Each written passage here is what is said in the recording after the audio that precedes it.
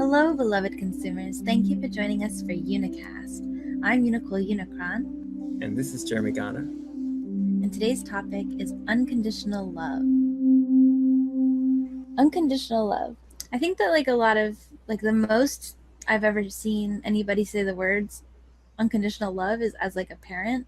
You know, they say like, "Oh, I unconditionally love my kids," but I don't think that that's true of all parents. You often hear parents saying things like, "After all I did for you," which is not unconditional love. That's not unconditional. That's meaning that when they did stuff, they had some kind of expectation for something in return. Right. So to you, unconditional love doesn't just mean like no matter what they do, but also that you should expect nothing in return as well. Mm-hmm. Yeah, I think that's about right. Do you think unconditional love is completely always a good thing, or could there be times when it's not a good thing? I talk about this a little bit in that video I made about this topic because I think there is like a pretty high potential for abuse when you're talking about unconditional love and like in a 3D world. Like when I was younger, I really wanted to do this like whole thing of forgiveness and of love and of unconditional love and just like constantly forgive. But I had a lot of people in my life who were like taking advantage of me, you know, and of the fact that I would be so forgiving and loving no matter what. And so I got treated really poorly because I didn't have like the boundaries set up in order to say no, you can't treat me that way. So I don't know if that's unconditional truly, you know, like true unconditional love would just be like what, turning the other cheek constantly. It's hard because I mean sometimes I feel glimpses of that type of unconditional love for everything, and then other times I'm completely misanthropic and I hate everything. But then I accept that part within myself because I unconditionally love myself. When you unconditionally love that part of yourself, that means that you can be experiencing total hatred for everybody else while still unconditionally loving. But I think that's a trick because I think if you're accepting that within yourself, then you're accepting other people for doing it as well. Like I think that's kind of inclusive. So like as soon as you accept it within yourself, you're accepting the world and you're kind of releasing that hate. But like you can still be in that place of hating the world while having pretty much accepted them because you've accepted that part of yourself and allowed yourself to feel that way. So in feeling that way, you're actually accepting and unconditionally loving the whole world at the same time. Yeah. Even though you feel like you hate them all. So it's both. You kind of have to do both. So like letting people be exactly what they are in any particular moment is really one of the greatest definitions of unconditional love. And I think that's what so many of us don't have. We tend to expect people to be a certain way at a certain time. We want them to be something different to what they're really feeling and not allowing them to just be exactly whoever they are in any given moment.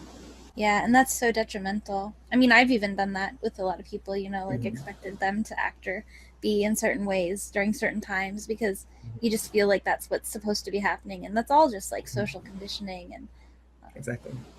But it's also detrimental because it just means we're not being authentic. So the more unconditionally loving we can all be of each other and of each other's expression, the better the whole world is going to become because we're all going to be so much more free. There's like a really loud sound coming from you. Oh, really? What does it sound like? It sounds like whoosh. Maybe it's ghosts. I wonder what it is. It's like still happening. Yeah, it sounds like a fan. It's not like distracting. It's kind of relaxing in a weird way. It kind of sounds basically like the ocean. It sounds like waves. Oh, it's because I'm at the ocean. Okay, we'll just say that you're at the ocean. All right, let's start. Okay. I mean, there's the whole thing of polyamory we could try to tackle because that's such a huge, an important part of unconditional love as far as interpersonal relationships goes. So we're part of this like, you know, spiritual community, and a lot of the people in the spiritual community are promoting polyamory, and I'm a pretty big cheerleader for polyamory. I think it's a really healthy like step for us to take as a society, you know, like to kind of let go of the standard of monogamy. The expectation, I think, is what's really detrimental. I don't think that polyamory is like the solution. I think freedom is the solution. And this is just, you know, my own opinion. But you got friends who you do certain things with, and like the way that I view sex is has been, like, my opinion is changing, but this is how I have been thinking about it, and like where I was maybe a few months ago. Sex to me was not ever super intimate or like important to me. Like it was just something that I did with somebody else. So I had like a pretty casual approach to sex.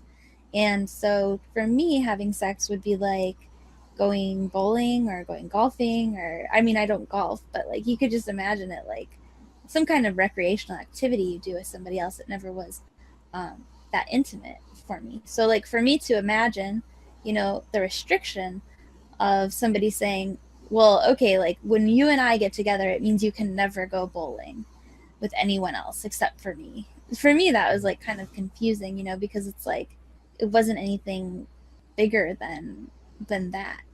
How it's changing for me is that I'm seeing that there is the potential to have a relationship that is the kind of intimacy where you don't see it as that kind of casual thing, where you don't have that kind of you wouldn't just, it's not something you would just do with other people when it gets to that point. So I guess it really depends on how you feel about sex and how you feel about your partners too, as far as like what would be like the healthiest choice for you. How do you feel? What's your whole take on polyamory? Mm-hmm.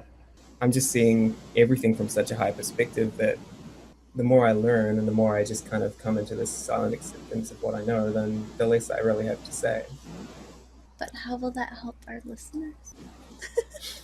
Maybe it will make them look within themselves for the answers. I mean, I want to hear what you say. I made the case for polyamory, you know, and like what, right. But like, yeah, but I don't actually need to make a case for monogamy because I haven't got anything against polyamory. I don't have anything against one or the other. I think it's how each person wants and feels to be, whatever they want to be. Personally, I don't resonate with a polyamorous type of connection, and it's not a societal brainwashing thing for me because I've broken out of all societal brainwashing, and that one there has remained because it actually resonates with my heart, because that's just how my nature is. That the idea of trying to expand that through multiple different people and try to share all of that power with so many different people is far too overwhelming for me. So that's not part of my personality, but other people it is, and I'm totally accepting of that because I have unconditional love for them. And but I have unconditional love for myself, and I know that what I'm feeling is right for me, so I go with that. And I can't tell anybody else what to think. It's different for everybody. Yeah, so we came into our relationship like that. And I was still talking about polyamory, and I still do. I still think it's like important to give the space and the attention to, because I think that that's something that a lot of people are closed-minded to when it's something that they would actually benefit from. So you and me, we had this amazing experience where we had to kind of take our two ideologies and put them together, right? Because we are in love deeply and telepathically, and like we're just so connected. And so I was super attached to this idea of polyamory because it was protecting me, or it was supposed to have been protecting me from lying and from infidelity and like from my partner's you know, being dishonest with me, because for me, like, being honest is so much more important than me trying to control what someone else is doing, right? That's how I was seeing it. So I thought that I was definitely like wanting to be polyamorous. I didn't even think that I would want to be monogamous. I thought that it would be kind of a discredit to my like spiritual teachings. You know what I'm saying? Like, because I want to be this voice of what I think is right in the future and everything like that. And I was really like holding on to this idea of polyamory. But when something really magical happened between you and me, what was it? Like, how did we even come to this? That was like a whole thing. Well, first of all, yeah, it definitely doesn't discredit anything because your main message is unconditional love, and that is all encompassing of either side of those. And I think by actually putting out the idea of polyamory so strongly while not even living that same thing yourself actually makes it more powerful, because it's bringing to light the idea of polyamory, which, you know, has been put under by society, bringing that up, but at the same time saying that that's not the only way. Like, you can still choose either one. We're all completely free beings. And so we accept people that have chosen either one of those paths because it's right for those people. But what's not right is if there's any one person that's not satisfied with that, and then it's still going on, which is where you get these situations where you have a relationship with people sleeping behind their backs, and having to, run around them all because they obviously have different views on it.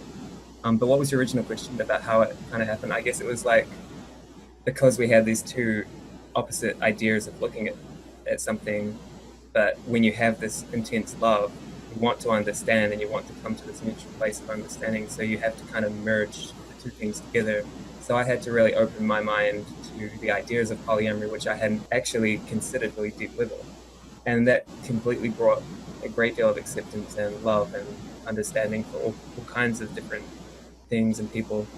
And then the same thing obviously applied to you, where you had to really look deep within yourself to find what you really feel about the other side as well. So by listening to both sides of the story, we're able to get a fuller perspective of the whole spectrum.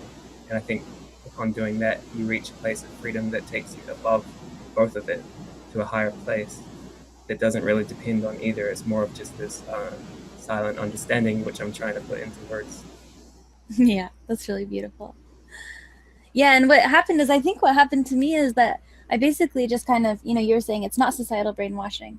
I think that I took that and I kind of did like end up brainwashing myself into being like, well, if that's not right, then this is right, and just like clinging to it. And I was clinging to it so strongly in my own life. But then when I did look inside myself, and it was very difficult to do this, when I did look inside myself and I was like truly honest about the type of person that I am and the type of person I want to be, and like the type of relationship that I have with you, like monogamy was the only answer. And that's truly like, and that like it was so so deep, that understanding, like. And so it took so long to come to, because I was really trying to protect myself with these other ideas. Yeah, and I felt the same way the other way around. I mean, I really had to embrace these concepts of polyamory, and for quite some time, I was living according to that idea and accepting you from that perspective. And I had to experience that firsthand to realize that that still wasn't in alignment with what my heart was telling me. So I still went through it and experienced what that was like to accept you on that level, and live according to the fact that at that time I thought that's exactly how it was going to be. And I still went through with that because I think that's important to experience it, to realize how you really do feel about it, so that you can find what does align with yourself, so that you can empower yourself with your own decisions. And I think this is again why I think it's so important that you can talk so strongly about polyamory while not living a polyamorous lifestyle, because it forces people to look within their own hearts to find what is truly right for them. Are they going to live by what you're telling them, or are they going to live by your example, or are they going to live by looking within their own hearts and making their own decisions? Yeah, that's beautiful. I really hope that everyone is able to do that. It takes a lot. It takes a lot to overcome the expectations we have, and like what we've been programmed to think, and our aversion to programming, and just all of the things. It's like it's sometimes really hard to see the truth of what you want. I mean, the stuff that we see on TV, the reason it's been so efficient for programming is because we've managed to reach this place where a lot of society has idolized these people on television to a place where they're looking up to them, and then they listen to what they have to say or what they're portraying, and then they take that on as truth. But that same thing applies to YouTube channels. You can actually reach a point of idolatry where you're listening to these teachers who you're really looking up to, and eventually they're saying things that may not even be in alignment with your true heart. And then you still, because you see them as an authority or whatever, you're starting to... Or just because it's the alternative. Exactly, yeah. Or because it's the alternative. It can be challenging, and I think always it should bring you back to yourself, to really find what's true for yourself. It's all about self-empowerment, and that's really what a lot of those teachers are really trying to bring out anyway. They're trying to self-empower people, so they're not always going to be saying things that are in alignment with you, and it's up to the individual to choose what is in alignment with their own soul. It's going to be different for everyone. And that's what Unitopia is when we can all live what's in true alignment with ourselves, each of our individual selves, and we can give each other the space to live in that. And in harmony with one another, and none of them clash. So it's it's a harmonious connection between all people and all different types and ways of seeing things, and an acceptance of all of that. Because the problem is right now, because of religion and so on, that has created these very monogamous ideas with Christianity and things, is that when people come out with polyandric relationships, they're looking down on them or seeing them as something that is outside of what they deem to be right. And I think that creates this whole kind of judgment mentality that reaches harmful proportions, that you can reach a harmonious place where everybody's accepting of each person's path. Yeah, and I liked what you were saying earlier. I mean, each of our true hearts is in harmony with one another's true hearts. So we all can, once we're all listening to our true hearts, it's just this perfect harmony. Yeah, there's only going to be like chaos and confusion when we're putting somebody else over what our own heart is telling us. So when we do find that truth within us, you're going to automatically find harmony. And if you're with the right person, they're going to align to that too, because you're both going to align to yourselves, which ultimately harmonizes with each other, which is really how I feel has happened with us. And I think on a worldwide scale, the same thing applies. When everybody is listening to their true hearts, there will be no more chaos. Everything will be in harmony. Yeah, I love that. So Unitopia within yourself first, and then obviously it has these ripple effects. Yeah, into the world. It's exactly. Which is like, it's such a cliche. We've heard it for years about changing yourself and then that's changing the world, but it's so easy to hear it and not apply it. But it really is like one of those simple truths that is actually big, which is quite funny how you started this whole thing by saying you want to choose the simple thing or the big thing first. They're both completely entwined, by finding that simple truth within yourself, it turns into a big truth. Yeah, and we just did. I mean, we were just talking about, our personal relationship, and then we started talking about the world, and it's just seamless because they equal each other. They're the same thing. Mm-hmm. So how can we each be more unconditionally loving in our own lives? How can you even get to this place of acceptance? Like, if you're angry at someone, how can you even love them? How is that possible? Yeah, it's really hard to find that place if you're actually feeling this sense of strong, debilitating anger where you actually, even if you're wanting to harm the person or you just, they've hurt you in some way, then to find love within that can be like an incredible challenge. And I've been in that place where there's no way I would feel that love on the outside. But if you look deep enough, it is probably there. But I mean, I think it's more largely about loving yourself and realizing that even feeling that anger is completely okay. It's like a part of yourself that you're having to accept and experience. And then by accepting that within yourself, it automatically unlocks the difficulties. I found that rituals too really help me, because sometimes I find myself really angry at people, even though I'm constantly preaching, sending healing energy to them and everything. And I won't do the ritual, and I'll just keep getting angrier and angrier day by day. And I'm like, what am I doing? I need to snap out of this. Like, there's no point in me holding on to this old residual anger, because all it's doing is hurting me, so I'm loving myself to the point where I'm like, I don't want to feel this way. So I just light a candle and I say, I send my healing energy to this person who I'm angry at, and I send this healing energy to myself. So that's really powerful if you can do that, if you can truly feel that. But I mean, I've had times when people have been really angry at me, and then they're wanting to try and accept me, so they'll come and hug me, and I'll just be filled with all of this anger that just pours out of them into me, and it's the worst thing. It's I don't want to feel them trying to express their love to me when they're angry like that. And I think it's so important to, if that person fully accepted the anger within themselves as a necessary thing that they were going through on their personal level and experiencing that, then that would transform that anger into something higher. But because they're just trying to accept you before they've even accepted themselves, that's where it creates this clash. So it's amazing that you're able to reach this with the ritual, because it means that you must have overcome it within yourself, and then you can actually send them healing energy. Because if you were just sending them the healing energy from a place of anger, it would actually harm them. So right, it wouldn't be good.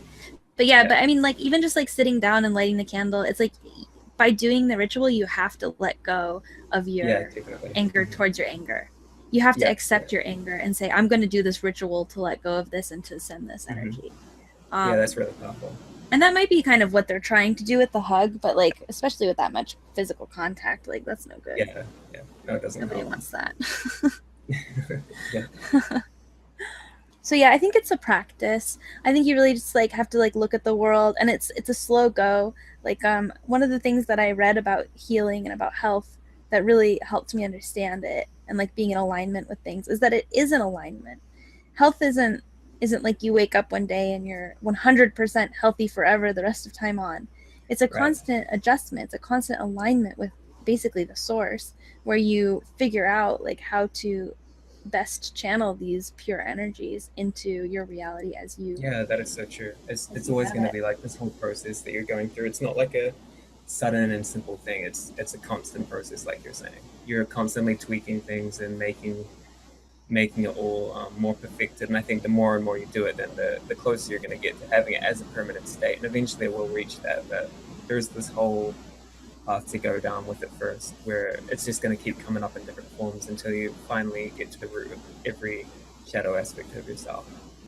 I used to have Facebook fights with Koa and Mm-hmm. Evan, who are of Temple, and they would say that I was like shaming people too much. We used to get into all these arguments about shaming, and I would say no, people should be shamed for things. They should realize like my argument was like, if you're feeling shame about something, it means you recognize that you're doing something that isn't good. Mm-hmm.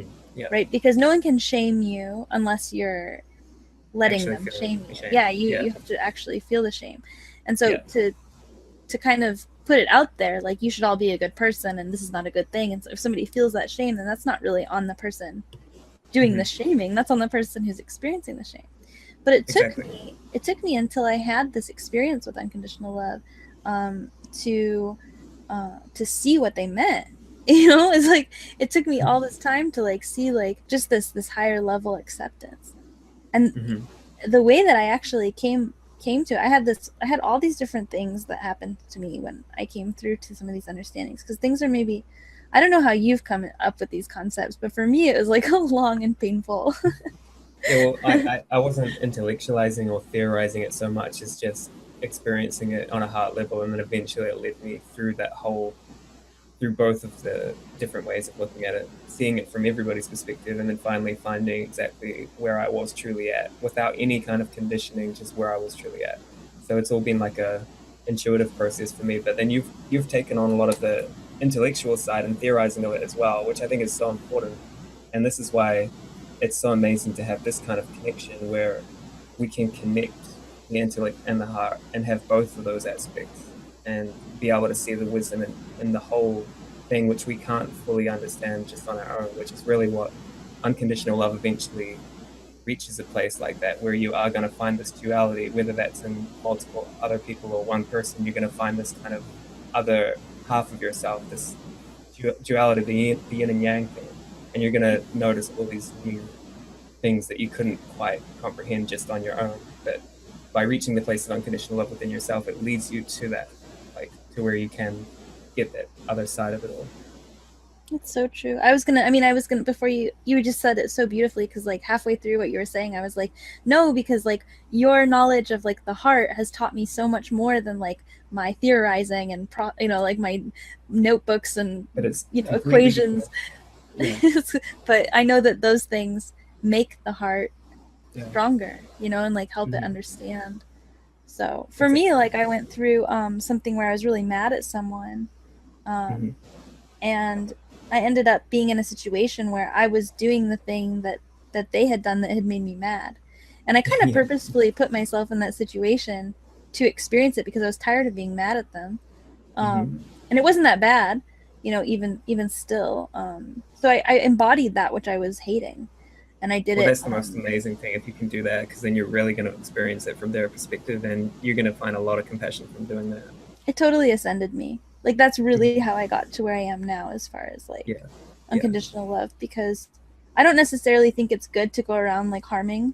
I don't Mm-hmm. like think that was like necessarily, it's so complicated, because that really messed with my whole idea of good versus evil too, because I was like, okay, I just did something that I would consider evil, but it helped me ascend so much, because what happened is I was able to empathize with this with like a Mm-hmm. whole bunch of people, and Yeah. like a whole bunch of like on this huge deep level, and so it made me ascend to the duality. You know, it made me like see like beyond good and evil, and really from this really, really, really higher place. Yeah, it opens your mind to a lot of things to be able to do that. I think it's pretty powerful. It's not always necessary, but when you do it, it can Yeah, I wouldn't completely... necessarily like recommend you try to do it, but if you find yourself in a situation where it would help. There's certain deeds, like we're not going to go around murdering people because people No, please are don't murdered. kill We're anyone. like, we need to understand what they feel like. But you know, you can really still find this small potato. Yeah. But on a smaller scale, definitely there is certain things that when we do judge somebody else for doing something, and then we find ourselves doing the same thing, it is really a reflection and a mirror that highlights a lot of compassion within ourselves. Like, you think gay people are gross? Go make out with someone of the same gender you think is hot. Yeah. What can you gain? Probably Yeah. a lot in that case. But yeah, don't kill anyone. Not recommended. Do as least harm as possible. Always. Yeah, always. I am learning so much about love every day, just being with you, and there are no words really for it. Because there is this like deeper understanding. I really feel it is coming from this place of acceptance that we have for each other, that no matter what either of us is going through, the other person is so patient and accepting and kind and loving that we are able to overcome these darknesses so rapidly, so much more rapidly than, I mean, it's like years of therapy. And it all comes from that place of total acceptance and kindness that you're talking about. If that wasn't there, and you had to also deal with the other person's non-acceptance of you from being in that place, it would take forever to get through. Which is pretty much what everyone is doing most of the time. And that's why there is so many difficulties, I think, because it's really about accepting where anybody's at and however they are choosing to express any particular moment. By doing that, allowing them to be their true self at any time, that's where you can really get to the root of everything. You start to see the absolute honest truth of it all, and you find a place where you have to accept them and accept yourself. That's where unconditional trust comes in too, which you have to, in order to unconditionally love somebody and stick with them and not have any boundaries, you have to trust them to know you. I mean, like, you and I have become so connected that we don't even have to talk. And we can go like last night we went through this huge thing where we just understood each other, and like we kind of were able to feel where things were bothering, and like I don't even know how to describe an exchange that took place on a higher level without any words. And it's because we're able to trust each other as we trust ourselves, you know. Like I trust you because I trust me, and because I trust me to like share everything with you, and you trust me to share everything of yourself with me, then we've come into this place of like total openness and acceptance and understanding. It's really beautiful. Yeah, I mean, that's why I was kind of referring to unconditional love.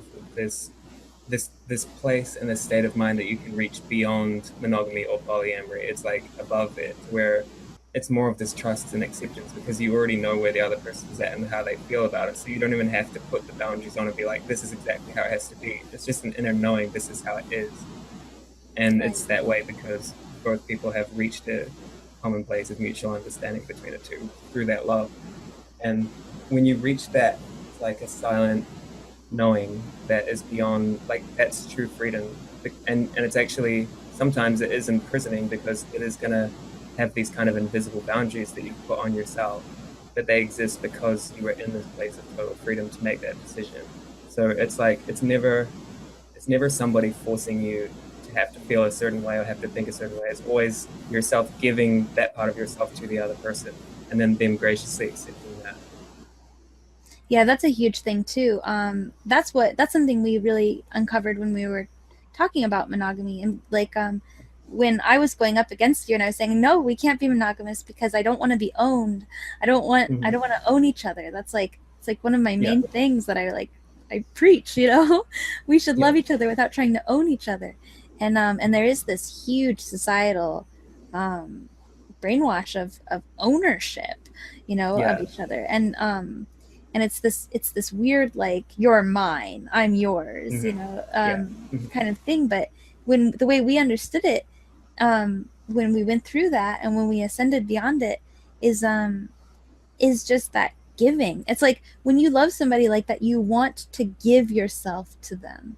Yeah, so they become yours, but not through you taking them as yours, like against their will somehow. I mean, even though it doesn't seem like other people are doing that against their will, a lot of the time they're not actually feeling it, because that's what I was saying, when they're cheating on them and stuff, they're not feeling it, but they're like still trying to give themselves to it, and it's just not working. But when it is actually like what you're saying, where you want to give yourself to the other person, you give the gift of yourself to the other person. You say, you can have all that I am and all that I have been and all that I will be, and that's my gift to you in honor, because I honor all that you are and all that you have been and all that you will become. Exactly.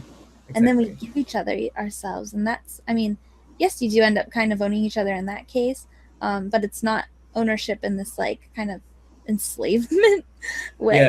It's freedom in the prison. It's really hard to put that into words, but it is. I know Prince has a lyric where he says, "Prison is yet free," and that really just sums it up. It is a state of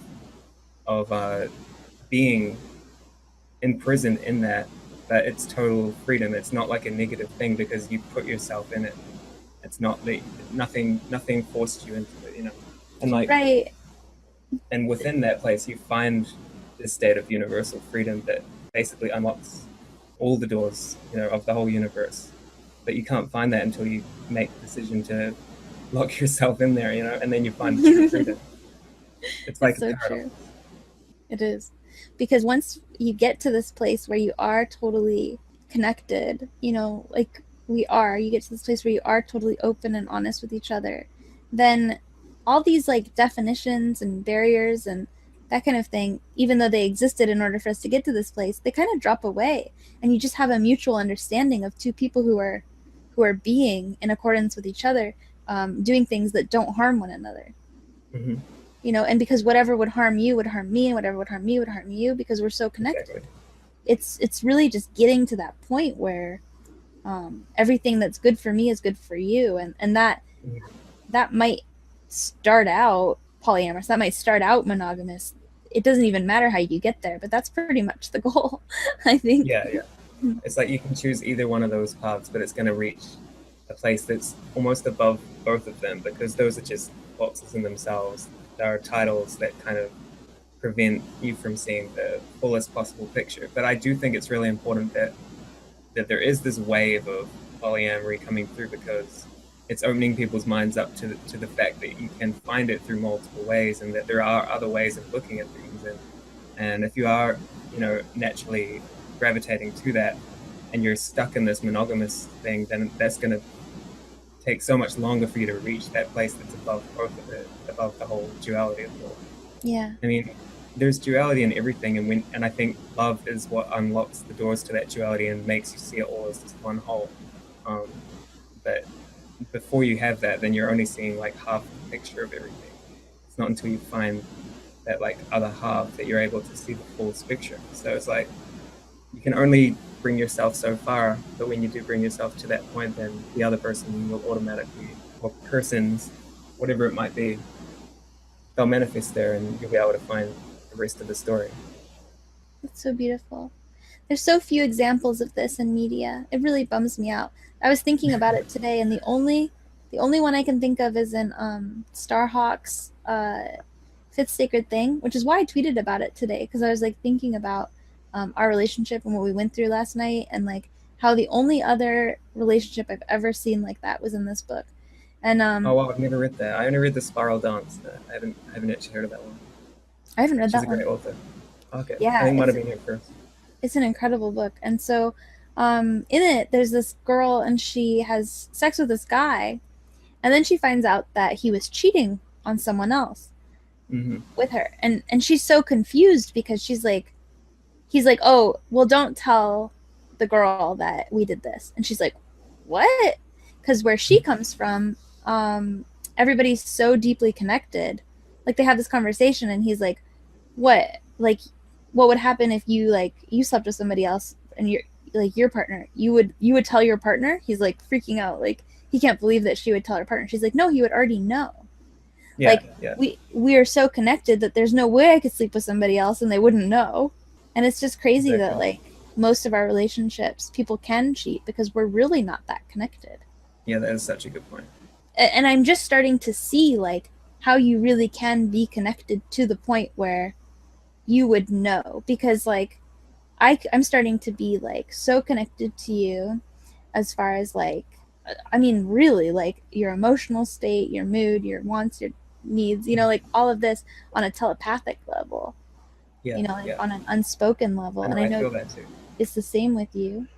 And so there's no way, like, I mean, if we had like a bad day, I mean, we can feel each other's headaches, you know, it's like, Yeah. it's not, it's not like, that could even ever happen. Yeah. I mean, like, God, it would just hurt so much because you would feel the pain from both sides.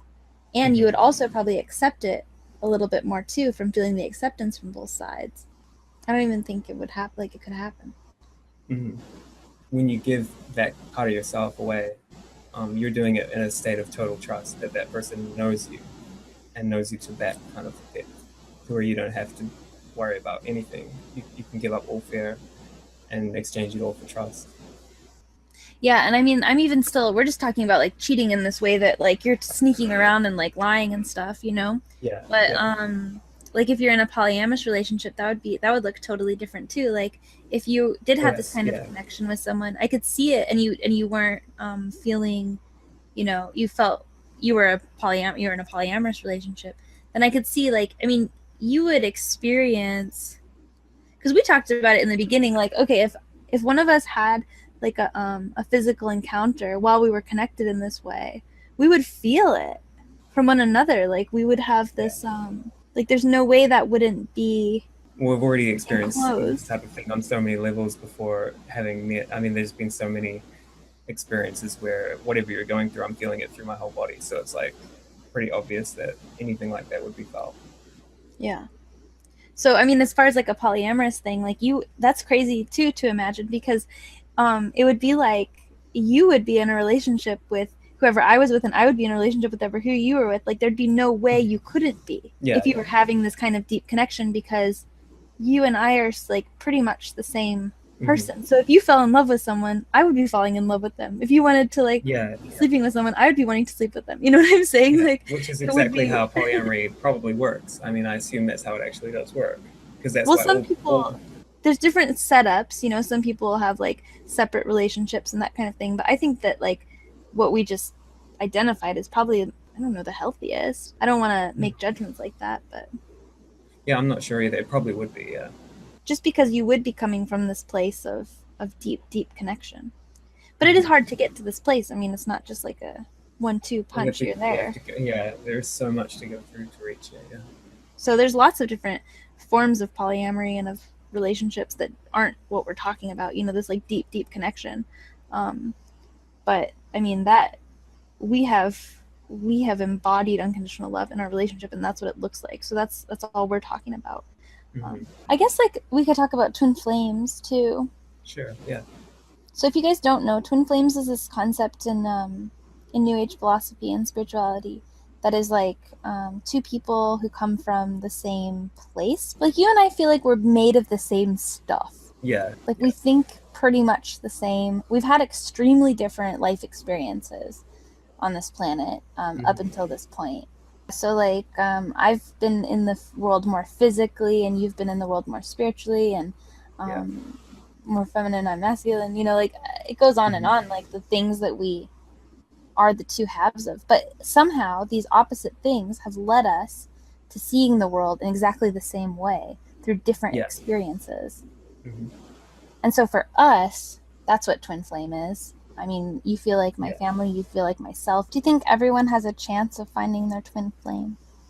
I always used to say, like as far back as sort of the early 2015, I used to always believe that everybody did have a twin flame, but that some of them were not on Earth, so that you would not necessarily ever find a twin flame on Earth, but some of them might actually be elsewhere. That's what I believed for the majority of my life.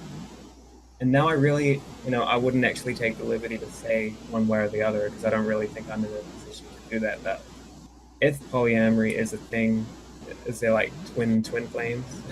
Like how does that work? Yeah, I wonder that too. Like, I was thinking this today. I was thinking if we were on a planet of people just like us, me and you, just everyone was just like us, would we be in love? Yeah. I said yeah. Yeah, and I do think that. I mean, because there's this other half thing aspect there, which is beyond just the recognizing yourself in the other person. But again, totally outside of words.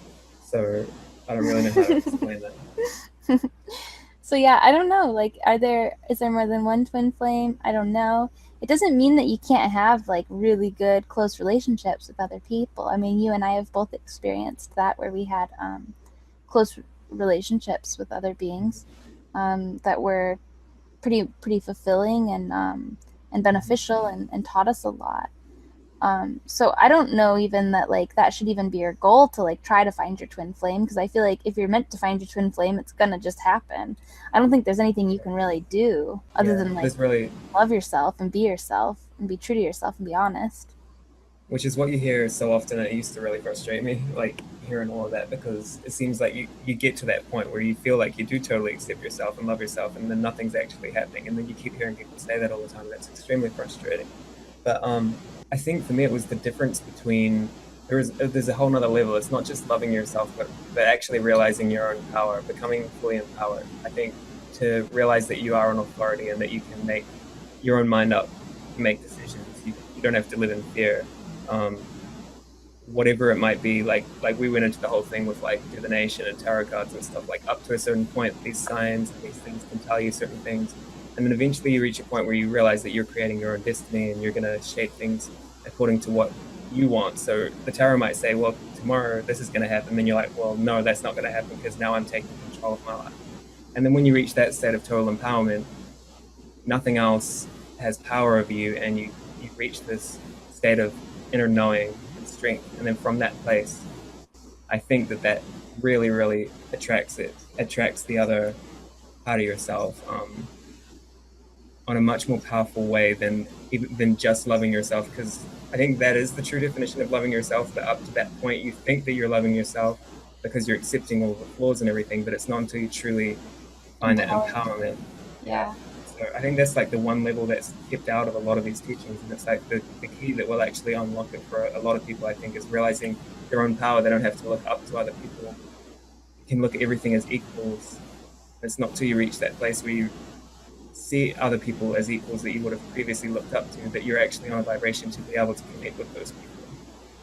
It's not that you shouldn't admire people or like look up to them, but when Yeah, you you can realize respect that them. you have the same level of power, you deserve the same level of respect that they do Yeah. from yourself and from others and from them even. You realize you are the teacher and the student at the same time.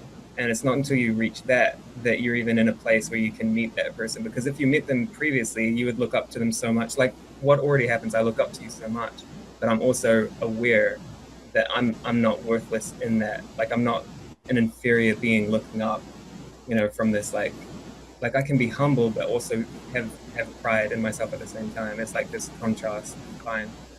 Um, and so you can totally look up to and respect and admire these people and learn so much from them, teachers or masters or whatever, but also realize that that's within yourself and that you can teach those very same people. That there's an equality there. And then that is really the closest vibration possible to reach on earth of empowerment to really attract that into your life. I really do think that's like the missing key that is very rarely spoken of in clear terms. Yeah. The way I usually see us is like standing on the same level with both of our heads kind of bowed, and it's not that one person is above the other person. And it's not that just Yeah, yeah. because I'm in such respect and awe and honor of you that automatically makes you better than me. It's like I'm able to see that and love you in that way, and you see that me and love me in that way, and we are on the same. It's really Mhm. wild. We really raise each other up through that. Exactly. Like I would say that I look up to you because I learn so much from you, and I'm constantly just in awe. I'm getting so much information through that. Um, but at the same time, even though I say I'm looking up, I realize that it's from a place of equality that you're seeing the same things as me. And so it's really hard to even accept that at first because you really can't see all of that within yourself. But then you start to uncover it all, and it totally empowers. So that really should be what happens, is that both sides become totally empowered and fully in their power themselves. but then connected and even more powerful when together. Yeah, and what's happened with us is like a back and forth, you know? Sometimes you're like in total awe of me and you're like, wow, you're teaching me so much, how could I ever repay you? And I'm like, what? Yeah. And then like, you know, a day later I'll be like crying, I'm like, oh, you're so powerful, you're teaching me so much, how can I ever repay you? Like, and it's just like, it has gotten more to this like more equal place, like that. I definitely felt where you really, it's beyond words, you know, like we really like really did come to this place of equal understanding that we are, like you said, it's constantly going back and forth, but I think it's balancing out now, you know, to the point where like it's getting less and less dramatic, like where we both feel like, oh my gosh, like how can I ever live up to this, you know? It's like we're realizing that this is constant. That we really do have that within ourselves, and it's in the other person, and like that's the same reason why we have less and less to go through and to figure out what would usually be like these incredibly intense lessons that would come every single day have like slowly turned to like 3 days and 4 days, and now it's like weeks, and then you know, it's just getting less and less because we're really working through pretty much every possible thing that could possibly exist between us. And this is the whole reason we're on opposite sides of the world right now, you know. It's like through having worked out all of that, that's when the physical manifestation can exist, from that place of empowerment. But we obviously both reached this place of empowerment within ourselves to even have this connection here now, and then we just have to work through those, you know, final things before. And it's so weird, we were talking about this yesterday, being dependent and independent, you know, being dependent in our independency, because like we are on the other side of the planet right now, we are so far away. If you and I were in the same place, it would just, all it would take is the touch of a hand and we would be totally remedied. But we don't have that physical comfort, so everything we do, it has to be we have to figure it out ourselves. And as we figure it out ourselves, and we help each other for sure, like I'm learning so much from you, but I'm still having to learn it completely within myself without any external validation or anything, you know. And I just feel like there's so much in that physical touch that we don't have. So yeah, just being like totally independent and having to go through all these things on our own is making us in that true empowerment, like you were saying, of that place that really will attract the physical manifestation of your twin flame, which is what we're still trying to do. Yeah, exactly, in a physical way. And I think it doesn't necessarily mean that person is going to be on the other side of the world every time. It's just that they're not going to fully physically manifest until such time as you reach that place within yourself, you know, through that whole independence. That could look a million different ways. Acceptance within yourself, acceptance within the world, empowerment, and your own empowerment. Unconditionally loving yourself to the point where you realize that you are just as powerful as anyone else. Oh, if you love us, donate $2.22. I love you.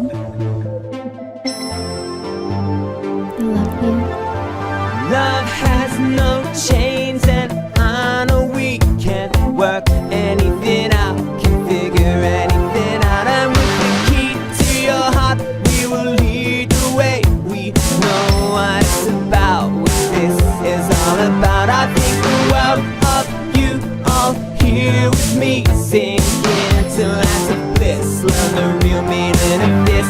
I'm enamored, I am enamored in your love.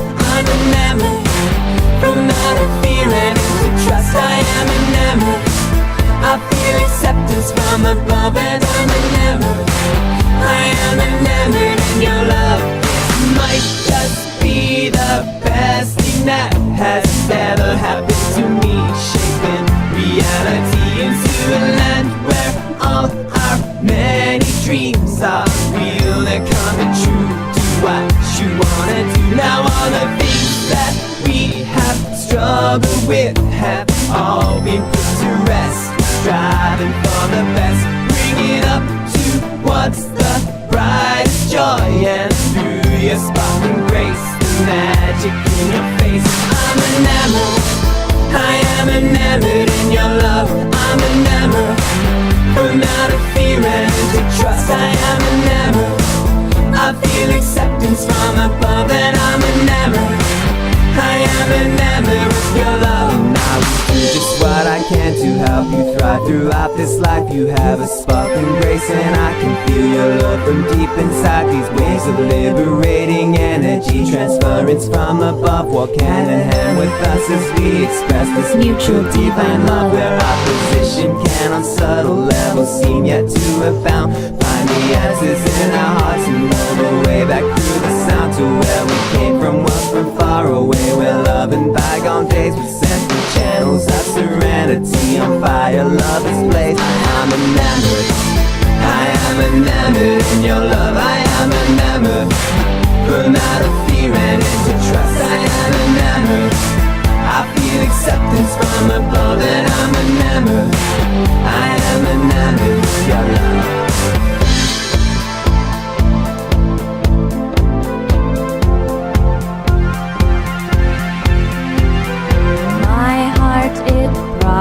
And I'm flying, now I'm living after dying, and I'm laughing while I'm crying at this perfect design. This love is taking and giving, and I'm dying as I'm living. Now I'm sinking into you as I grow into something new.